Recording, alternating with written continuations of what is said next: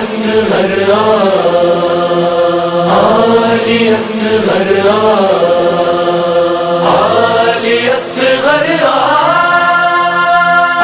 علی اصغر. دیکھا تو گفتگو شروع ہوگی لشکر میں. کوئی کہنے لگا حسین قرآن کو لے کے آ گیا، کوئی کچھ کہنے لگا، لیکن جب حسین نے اپنی ابا کا دامن اٹھایا تو 6 ماہ کا اصغر تھا. حسین ابن علی کہتے ہیں اے لوگوں تمہاری دشمنی مجھ حسین سے ہے، اس 6 ماہ کے اصغر نے کیا بگاڑا، اسے پانی پلا دو. ایک ظالم نے عجیب جرت کی اور کہا کہ حسین تو خود پیاسا ہے، اصغر کو پیاس کا بہانہ بنا کے لایا. میرے مولا نے اصغر کی طرف دیکھا، کہا میرے لال میری امامت کا سوال ہے، بتا میں کس لیے آیا ہوں. علی اصغر نے اپنے خشک زبان اپنے ہوٹوں پہ پھیرنا شروع کر دیا.